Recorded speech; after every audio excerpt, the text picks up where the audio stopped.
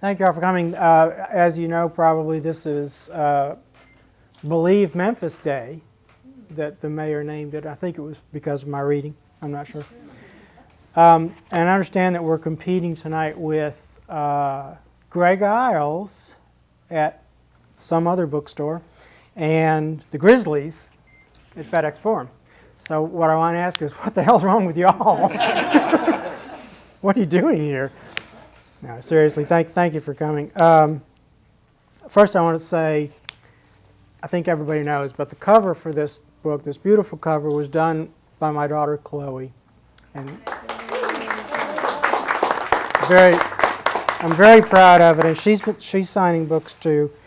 I want to thank Berks for having me. I want to thank Angela, who's the beautiful blonde over there. She's my sommelier.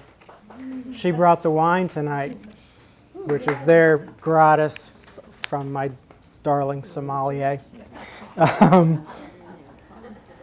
So I'm getting a lot of praise for the title of this collection, and I have to now fess up that I stole it. It comes. I thought everybody would get this, but it comes from a Frank OHara poem, Mayakovsky, and this is the full verse. Now I am quietly waiting for the catastrophe of my personality to seem beautiful again and interesting and modern. He's my favorite poet, so. Frank OHara. He was part of the 60s New York poets. Hello. Excuse me. That's all right. Excuse us. I'm with the date. No, that's okay. Please forgive us. That's fine. I'll start with the first poem in the book, which is, I like to think of it as my autobiography in 15 lines. Can you hear? Okay, if I don't stand up? Okay. Enlargement. When I was a child, I had a little brain, a little heart, a little penis. My mind told me hurtful things because my mind was little and because it was parroting others. I am bigger now, and my mind has expanded. My heart has expanded. They told me this morning that I could write this poem. All through my life, I'm a big rock music fan, and I have, Randy, I have zero musical ability. I was the only kid in fourth grade who didn't learn the song on his tonette.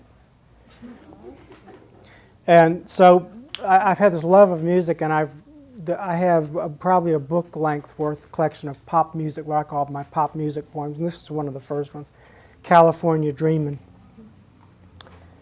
I picture someone here with a hoe in his hand and eyes of crystal balls.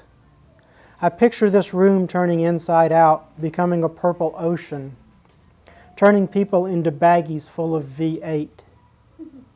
Here a crack runs through every motion picture. Here a man walks with his pecker in a flower pot, and his woman a stuffed blue bear with a flat ass. I picture a baseball game here played against a backdrop from Carousel with tinfoil bats and lots of balls. I picture the end of the world starting here with a kiss before dying and a map of heaven for $1.50. My father died 11 years ago. He was a good man. He taught me much about life without ever really talking much, as was his generation's wont. And he was a pilot in World War II, and he didn't talk about his service much, and so we had to glean these little stories just sort of offhand. And only recently we found out, and we're trying to verify this, he was part of a secret organization within the Air Force, within the Army Air Force, and he couldn't talk about it. I just found that out. That has nothing to do with this poem, except it's interesting. This is a poem about my father, and it's called Pilot. In the 1940s, my father piloted planes into the European theater, dropping troops like dandelion spores. The worst thing he saw was those troops being shot out of the air. Another time, a shell came through his co-pilot's seat moments after he vacated it. My father didn't talk about the war much. He answered questions, but never brought the subject up. His reticence seemed humble then, and it seems humble to me now. 10 years ago, he died of a heart attack, leaving his children behind in territory both foreign and familiar. We fight for him now, our pilot, the unassuming man who taught us how to walk the world, the common world. Thank you. Thank you. I'll tear up, don't. Okay, I'm not reading this because Claudia said she was coming. So that was her point. She's not going to hear it. I also, everybody probably, well, maybe not everybody, many people in thinking about their lives go through an agnostic phase, perhaps, where they wonder what it's all about. Why doesn't God do this if He's so good? Blah blah blah. So, as later in life, when I was in therapy, especially, I said to my therapist once that I'm not a spiritual man, and my therapist's answer was, "You're unaware of being a spiritual man," which made me think. And so, God and my Lutheran upbringing started popping up in my poems. This is one of my more religious poems called "Walking on God's Good Side." Oh, rarely will the thing you most need rise to your hand. Oh, rarely will your love come to you on your darkest day with the precise counterspell. Oh, friend, why do you sit and wait for the bell? Rise now and open the drapes. The man or woman outside has a word for you. It's only a word to start the conversation. But oh, friend, you too are made of earth. Alike, you are made of breath, too.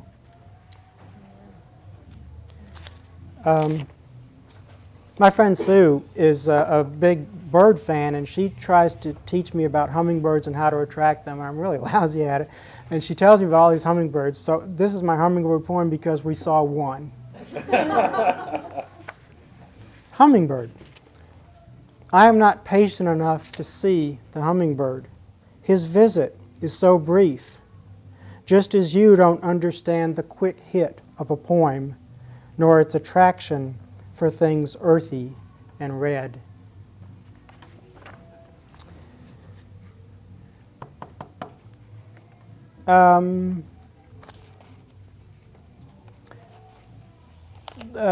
This might be called a poem of ingratitude. It's not really, though.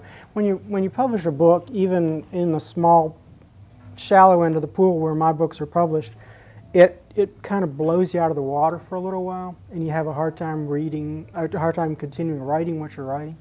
So you have to set aside time for the new book, which to you is an old book because you wrote it years ago.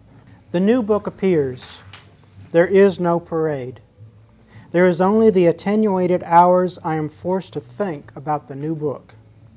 During this time, I want to write something else. I want to write about what it would be like if the new books never appeared. I want to dream until real life hits me like a neuter cane. Okay. Chloe will love this. This is a true story poem about my daughter, with no introduction. Sleeping in a box. I got the idea from a book. After the new dishwasher arrived, my 7-year-old daughter began to sleep in the box. Perhaps she is preparing for the day when she will be homeless. Perhaps she's about to have kittens. In the morning, one must grasp a socked foot and pull to extricate her from her lair, which is plush with blankets and toys. Her coffee hair a cockeyed coronet, she enters our world as if she had just been rescued from shipwreck. And all day, I can only look at her and smile, her switch-thin legs shooting out at odd angles as she scuttles around the house. Her constant chatter, a Mad Gibbs song, my only daughter, who sleeps in a box.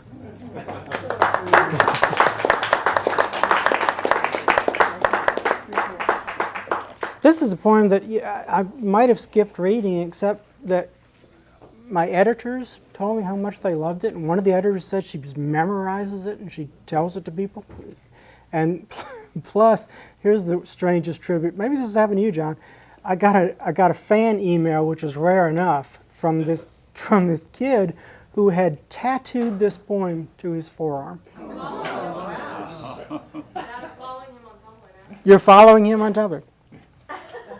See, I don't lie. Return key. It's small, so I mean, it didn't cause him too much pain. Return key. I miss you because memory is a kind editor. The past is a long scroll, and in it is the story of us, told with gentle metaphor and words that bring you back and back, even as you lie there, lying. See, it's one of those bitter ex-boyfriend poems. I don't know. This is based a little bit, talk about pop music poems. This is, Memphis is not known for writers, right? It's known for music. So here's my tribute, one of my many tributes to Memphis music. It's called In the Days of the Waning Jubal. Has some Memphis music in it and a term that my wife gave me, and I won't tell you what term that is, but she'll recognize it. Has an epigram at the beginning from Robert Creeley. It's all a rhythm from the shutting door to the window opening. I always tell my kids that they have all the electronic stuff, they have better toys, but we had the music, right? That's right, we had the music. Okay. The nights were made of old electricity, weak as heartbeats. The music was all Amy LaVere or Jukebox Johnny and How's Your Hoo-Hoo. The time was right. You took my hand and left the rest of me to whine like wind through a pine cone. I asked you for the song about us, the one with the chorus stolen from Wombat Scat, or maybe the Clits. There was something in the air then, not quite the release we had been prepared for, but just shy of redemption. We trusted the music that much. We danced till the silence came, and then we danced with the silence until it took us away also. This poem called Naming, and Kelly Cherry, who's a really fine poet and writer, said this was her favorite, so I'm going to read it. We were told we could name it whatever we liked. It was this power that brought us back. We were told the name did not have to signify, could be about anything. We chose names randomly, then with great care. We chose them as if religions mattered, and in the end, the names were all the same. Amen. As much as I want to argue about not being spiritual, poems are prayers. Poems are a way of speaking to something greater than me. This poem is a prayer. It wears that hat lightly. You may be forgiven if you cannot perceive the devotion with which it was crafted. But words are goo. Ideas are balloons. The desire to craft a hopeful design fails at the outset. And still, for Chloe, these things are built and built again, because we wish to amend the world for her, something honorable and foolish, something dishonorable and brave. And when it breaks down, as it must, the prayer, one hopes, will still be there like residue. 3 more real quick. This is, I'm sure everyone that writes felt the need to say something about 9/11. Certainly the worst thing that's ever happened in my lifetime. So this is my 9/11 poem called You've Got to Pick Up Every Stitch. The shadow of a passing plane here on September 11th, 2012 throws a gallows over the room. The milk glass on the sideboard for a tick turns red, while flowers near the cellar door go achromatic. The shadow stays too long. The man and woman rise to hold each other like twin towers in their privacy invaded. Afterward, it's okay. Everything outlined loses its outline, yet nearly everything stays. We lost our dog Fly a year ago, Tuesday. And devastating. He was devastating. This is about that. Grave digging. My wife and I built a grave. Into it we placed our beloved border collie Fly. Fly had a 4:30 appointment with death. The building of the grave commenced hours earlier, just as the day's motor began to purr, the light weak as curbside lemonade. We did not stop for death. He kindly, punctually stopped Fly. Smile now, sky as blue as us, and earth the color of Fly's rich eyes. Hold her gently now. Thank you. And I will end with the book's final poem, which my wife always tells me, enough with the gloom, end hopeful. This is about as hopeful as I get.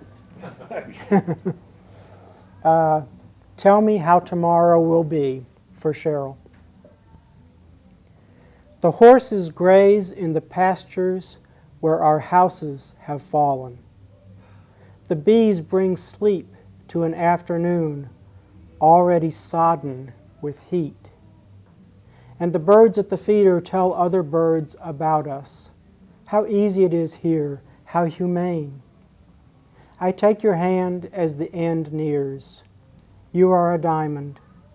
I watch the setting sun make cats in your eyes. I turn away and turn back, and you are still there. So I say, love, tell me how tomorrow will be. Tell me today how tomorrow will be. Thank you. Thank you. Thank you. That's very kind. Thank you.